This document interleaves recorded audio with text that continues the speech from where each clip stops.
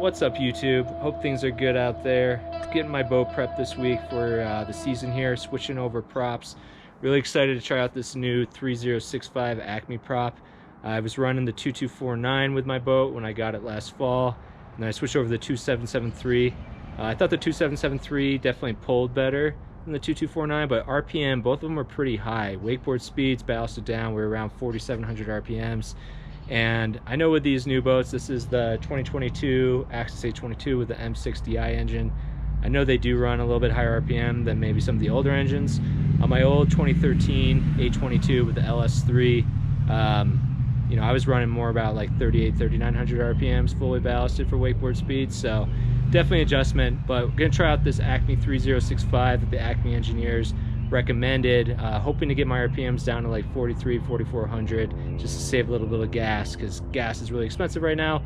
Plus I don't think it's good to be running an engine you know, almost like a red line RPMs, or trying to get it down at least a little bit for the longevity of the engine. So with that said, let's get into how I change props. I'm not going to say this is a perfect way to do it. I'm not an expert, and if you need help changing a prop, I suggest going to your local marina or hiring someone around you. We got a helicopter flying over, but this is how I do it, so let's get into it. So this video is all about changing a prop on a V-drive or direct drive ski boat. So yeah, we've got an Axis A22 here that we're going to be swapping props on. So just some tools that you're going to need. You know, you could get away with probably just an adjustable wrench. That's mandatory.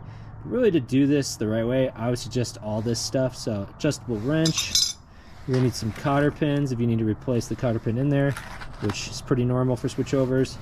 Rubber mallet in case you need to give the prop a little tap. You're gonna need some kind of object to stop the prop from rotating. I find like these rubber trailer blocks, tire blocks, work really well for it. You're gonna need some needle nose pliers to get off the cotter pin and put it back on. And then probably the coolest thing here is the Acme Prop Puller.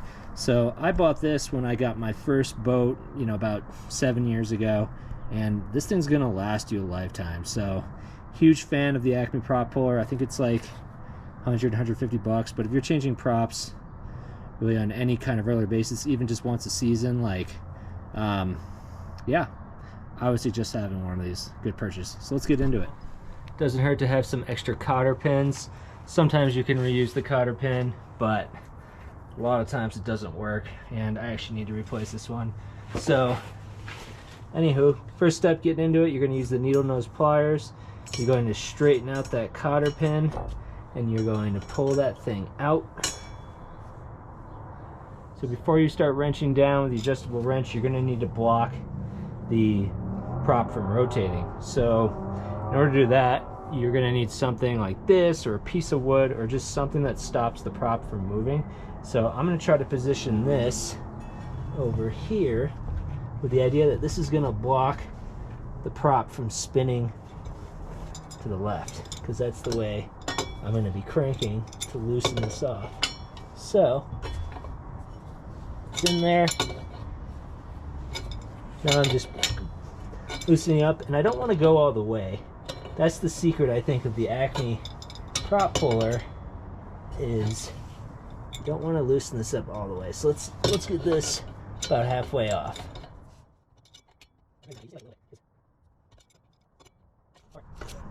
So yeah, if you zoom in here, there's a little bit of a gap there that we just created. We didn't screw it all the way off.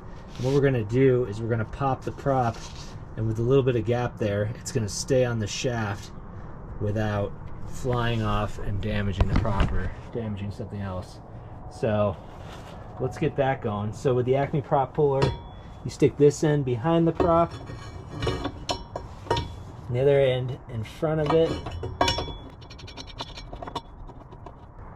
Get that in place. Now you're going to tighten up down here, which is going to put pressure to pop the prop. So let's apply some pressure. You don't need to do a ton though, you just do a little bit at a time, because this thing will want to come off somewhat violently if you're not careful.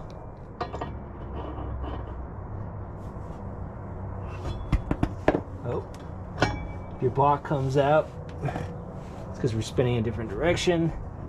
You're just going to want to kind of get that back in place. All right, so it's pretty good on there right now. We've got some pressure. So this is where the rubber mallet comes in. You can just kind of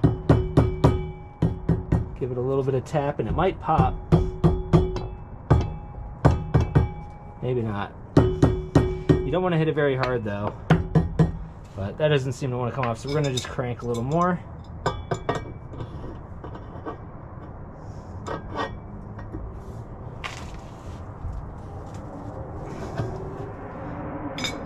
Give it a few more taps. All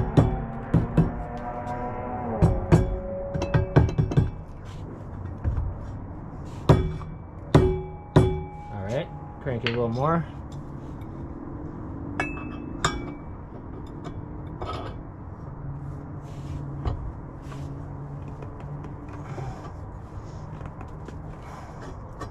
All right, there's a good amount of pressure on this thing now. I'm surprised it hasn't popped yet, but as you'll notice, the prop did not come off because we had left the nut on there. It's a great way to use the prop puller. The prop puller is going to plop off, and you could stick like, you know, something soft on the ground to catch that. But overall, you know, this is a great way to get your prop off without, you know, being dangerous at all. Especially if you're in the lake or something and you're trying to do this underwater, obviously you'd want to leave this on because otherwise your prop's going to fly off and just sink to the bottom of the lake. So to get it off the rest of the way, you're just going to turn this all the way out. And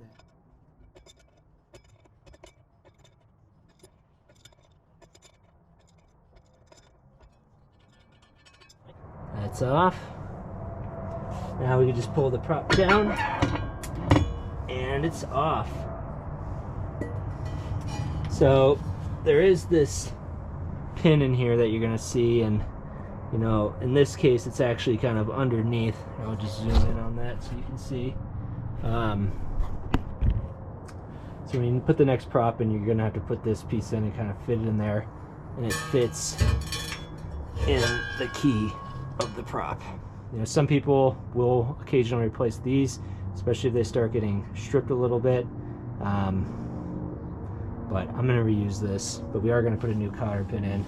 So let's get the prop back on. I'm going to place that key piece where it's supposed to be. Slide the prop up, make sure it's on the right side. In the case of this prop, which is an Acme 3065, you can read you know, the dimensions of the prop and everything on the outside of it. So, and you can kind of just look at the prop and see which way it's supposed to go. You know, just keep an eye on that before you take it off, so you're not surprised at all. Yeah, let's get it back on. So to get it back on, put the nut on, get it going down as far as you can on the hands, and then once that's in there, to get it tight, it is going to take pressure again. So again, you're going to have to use your prop block, whatever you got going on there. I love this rubber stopper for it, because rubber tire block, because it's rubber and soft versus something like wood or something else that would be less soft. But yeah, crank these down.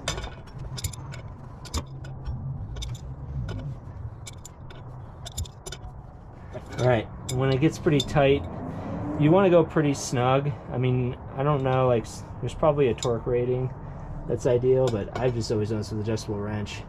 But I just take it, you know, this is a 12-inch wrench. Just take it and give it a nice little crank from further out on the arm. And then that's where I leave it in terms of tightness. And I'm gonna pull my block out. And now it's time for a new cotter pin. You know, make sure you got the right size, or at least something that's long enough. You know, keep an eye on your prop occasionally. Make sure the nut is tight on there. But once you got this cotter pin in, you're going to spread the two pieces out so they are about 90 degrees from where they started. And that's what that looks like. And you're good to go, ready to ride. that thing's on there. Again, definitely Acme Prop Puller makes it way easier. Otherwise you'd be like slamming on this thing with a rubber mallet. I don't think that'd be good for the prop. But that's it.